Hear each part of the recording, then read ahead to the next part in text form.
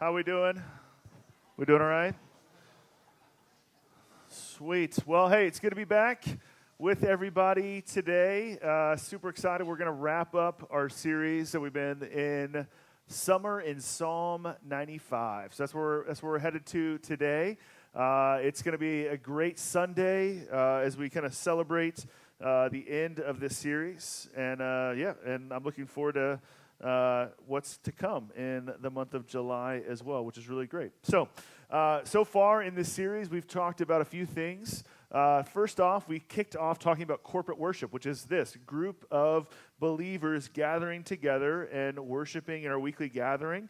It's important. It's something that we do in the scriptures. Later in the New Testament, they talk about not neglecting the gathering, but actually making sure that you show up and that you participate in the gathering regularly. And then in this psalm, it reminds us of that when it says, let us come together and let's sing to the Lord. Let's sing to our King as well. The second week of this series, we talked about postures of worship. And hopefully, as you get more comfortable, as you follow Jesus, you'll continue to practice this. Is a posture of worship is just an outward expression of what's going on in your heart. And so as you come into service, God begins to stir and move, and you bring things into this room as well. As your heart says, hey, God, I want to surrender this to you. God, I want to praise your name. God, I want to do this or I want to do that. You begin to practice those postures in a corporate setting, and then also those postures of worship extend beyond that. They can go into, they can also go in your practices at home when you spend time with the Lord at home. And then last week, Ryan talked about who God is and what he's done for us. And he talked about God being creator. He talked about God being our shepherd, if we would just listen to him, and that God doesn't need us, but chooses to allow us to participate in what he is doing. And he lets us play, as he quoted a pastor from, I think, Virginia as well. And today, we're going to talk about why we don't worship. Which happens sometimes, or I should actually say it this way, is why we don't worship God, the one true God. Because we as humans, you and I were made to worship.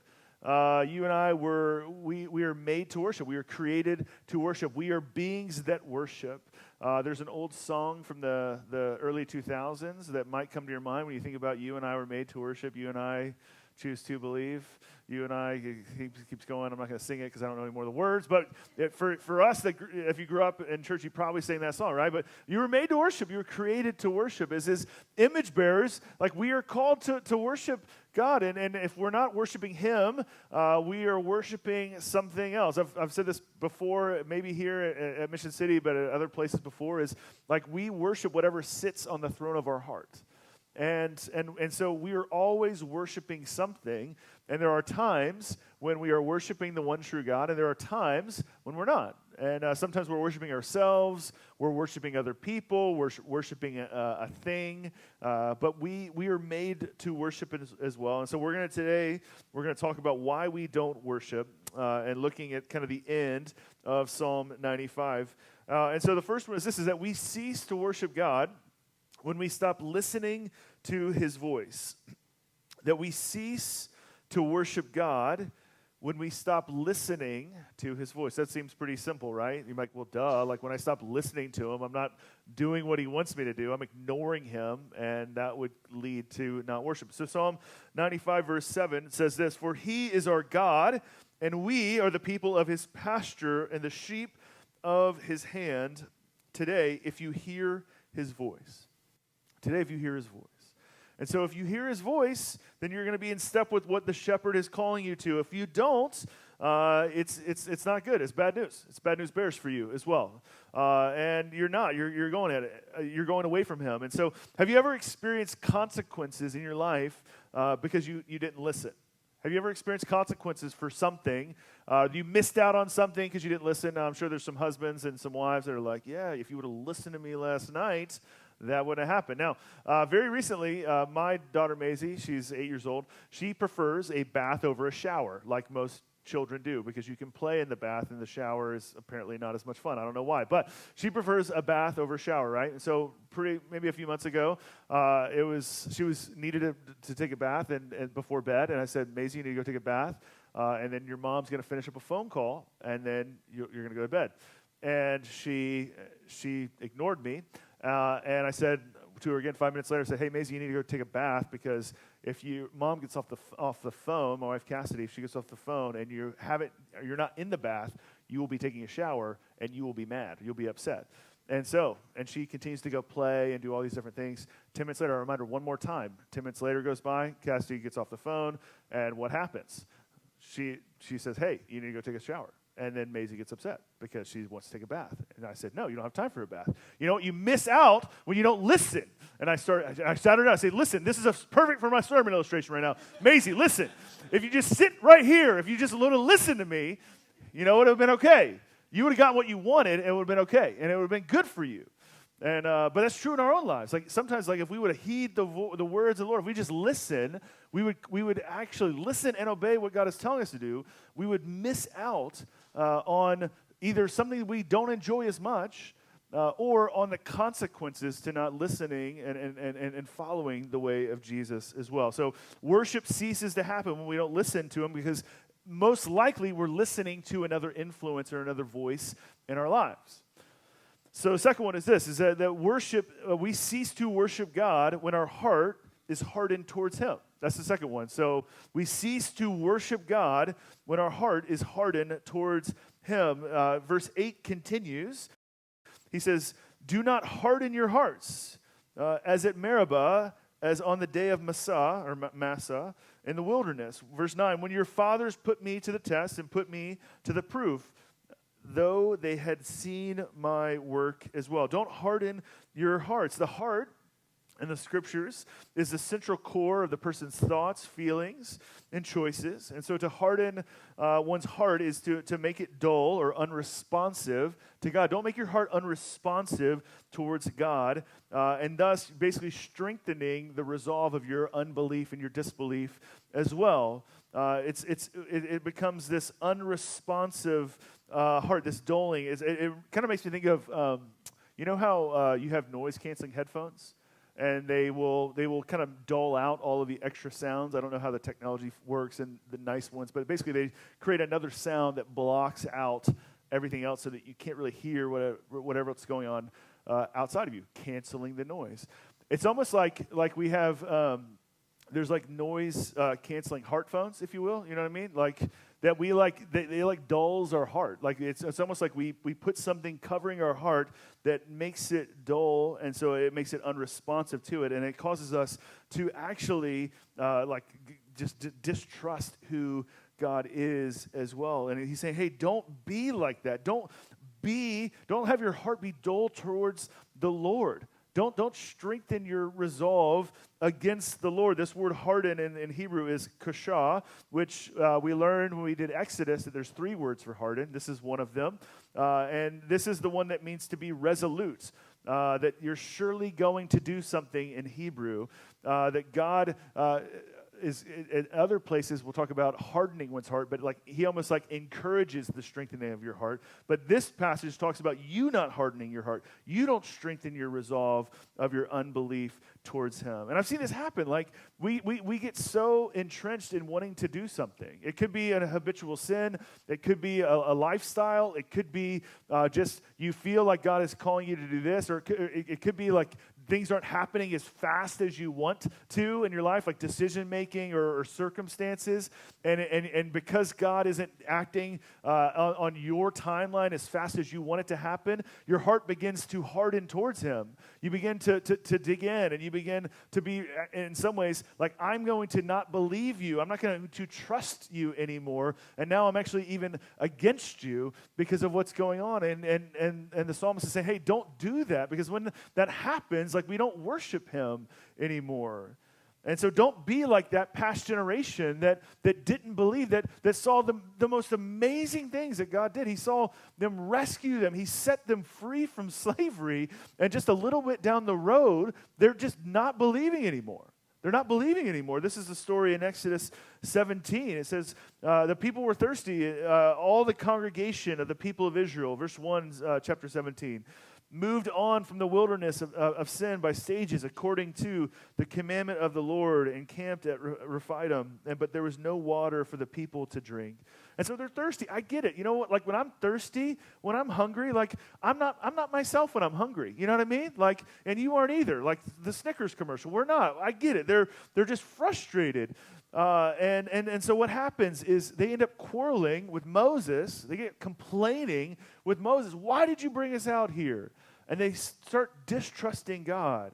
And those also two places where we cease to worship. We cease to worship God when I quarrel with my brothers and sisters, and we cease to worship when I test Him as well. Verse 2 says, "Therefore the people quarreled with Moses and said, 'Give us water to drink.' And Moses said to them, 'Why do you quarrel with me? Why do you test the Lord?'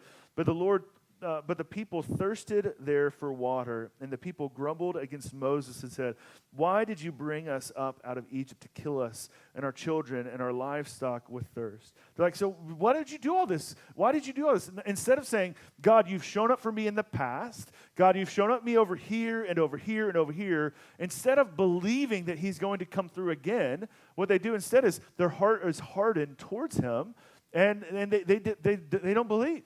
They stop believing in Him as well. And so Moses is like, "God, what do I do?"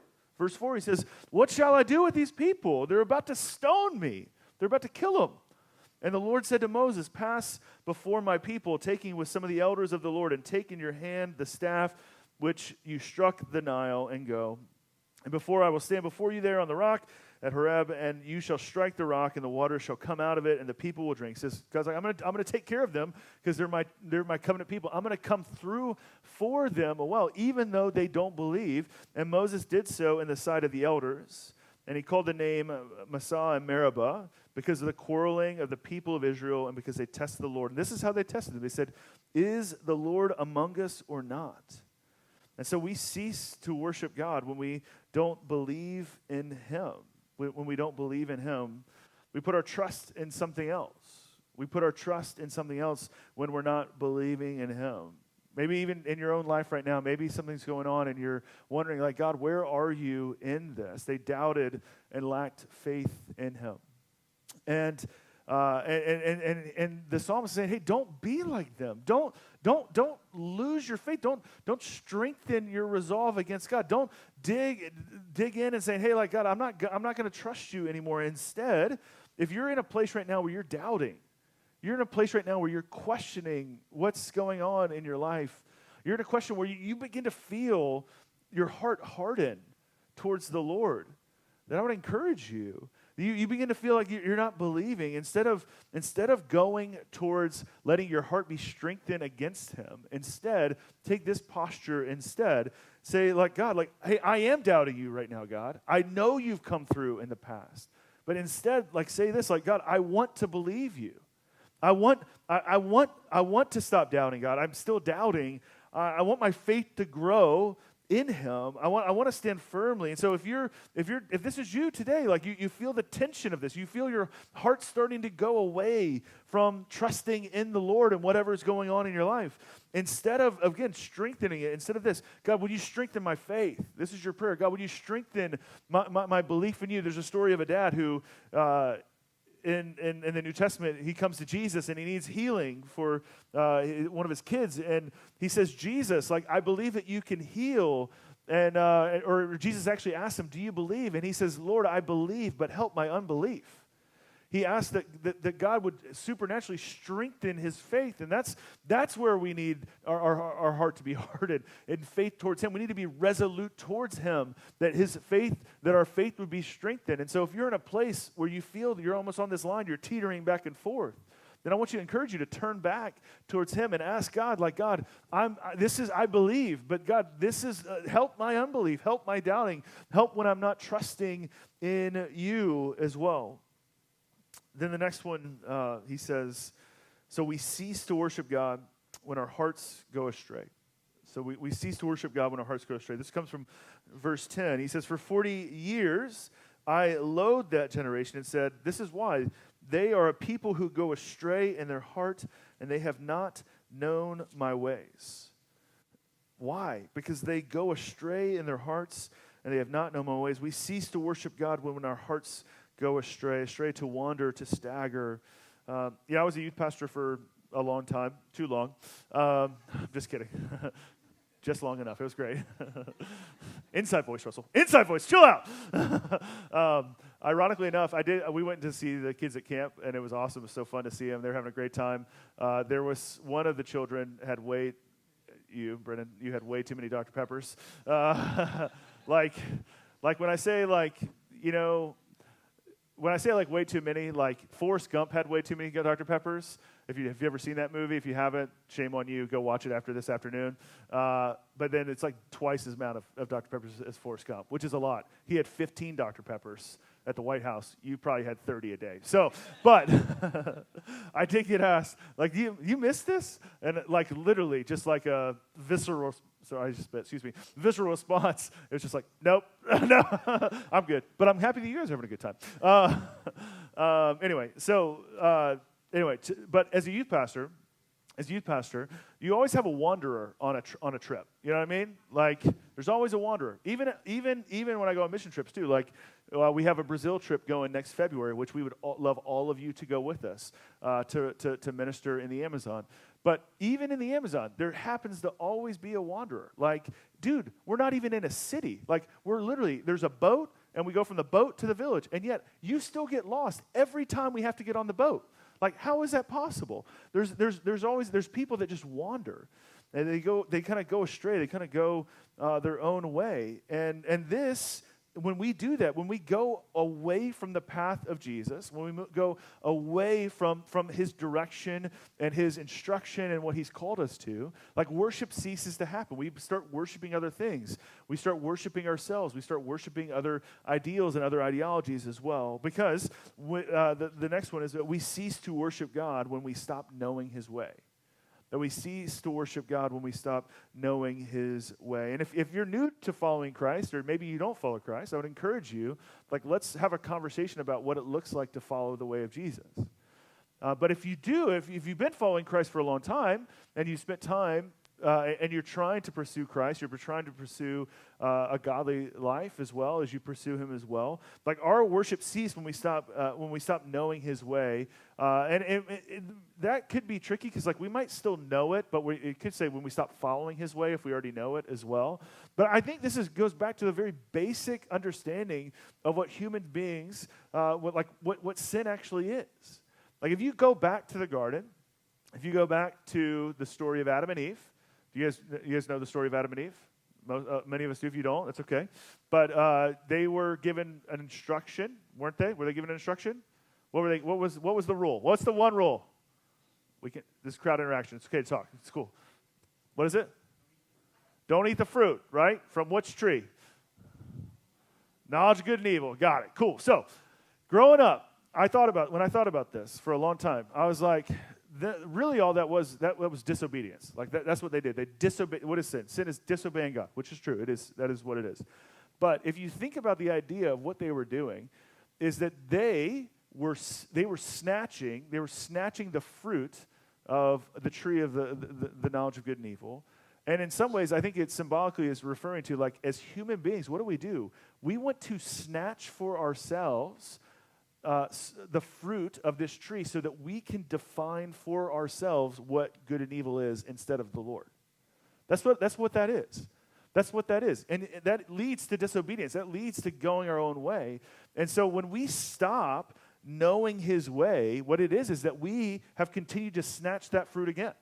That we continue to define for ourselves over other people what is right and wrong, as opposed to letting God, who we believe is creator, who is savior, who is king and ruling and reigning and did all of these amazing things for us and made us to bear his image, instead of letting him define for us what good and evil is and that we should pursue his way, not only defined it for us, but modeled it to us in the persons of Jesus and is documented in the Gospels that we can see as well. And so, challenge you is right now, are you just kind of going your own way? Fleetwood Mac right now. Everyone is just going right now, going your own way. Sorry, that's just me, rabbit trail. Here we go. But are you just going your own way? Are you doing that? Are you trying to, for yourself, saying like, hey, no, I have a better definition for what is good over what the Lord does. And when I do that, worship ceases. I cease to worship the living God, and I either begin worshiping myself or someone else or something else as well. And we got to stop doing that. If that's what you're doing, it's like that's where you go. That's what repentance is like. Lord, no, I'm sorry. I snatched the fruit again. I grabbed it again. I took it again. I said for myself, this is okay, and you said this is not okay, and it's not leading to a flourishing life. It's not leading to the goodness that you've called me to. It's leading me astray away from that. It's calling my heart to wander away from you. It's causing me to harden my heart against you as well. And then I have these two last things I want to share with you is about, so when worship does cease, what kind of happens? There's two things that happen based on this passage. So when worship ceases, we experience consequences. Verse 11 says, this was the consequence of that previous generation. They didn't get to enter the land. Therefore, I swore my wrath upon them. I'm on the wrong page. There it is. Therefore, I swore in my wrath, they shall not enter my rest. And then the second thing is that when worship ceases, we miss out on God's rest, on His peace, on His goodness, because we are quenching the Spirit is a term that the New Testament would use. But what we're doing is we're separating from ourselves of the intimate presence of God, where in worship, like we are in His presence, and we can receive the fullness of joy as well from Him. And so today, maybe like you're in a place where you're like feel like you're reaping or you're reaping what you've sown, and so you're experiencing some of the consequences of life outside of the way of Jesus. And I would just encourage you, like, repent and come back and begin worshiping, and don't let your heart be hardened toward Him, but ask God to increase your faith. I would encourage you to trust in Him, to not wander, and to center your heart back on Him, and to center it back on His way and His will in your life, because I do believe that there's rest in His presence. I do believe there's peace in His presence that's different than just our everyday life as well. And also is like, I don't want my worship of Him to cease. Like, I want my worship of God to go on and on and on and on and on and on and on and on and on and on and on. I don't want it to cease. Like, I want to be a type of person that to use VBS, that we magnify the Lord, we magnify God always, that we do. And that it would be in the big things, in the small things, and it would be in every aspect of my life, not just in the Sunday morning experience, but it would just be in the way I raise my kid, and the way I love my wife, and the way that I hang out with my friends. Like, worship would be an overflow of every aspect of my life. And it would go on and on and on and on. It would never cease. And so when I catch myself putting something else in place, worshiping something else in place of the Lord, that I would quickly identify it and stop and place God back where He belongs, on the throne. So I'm going to invite Evan and Landon to come back up as we wrap up service.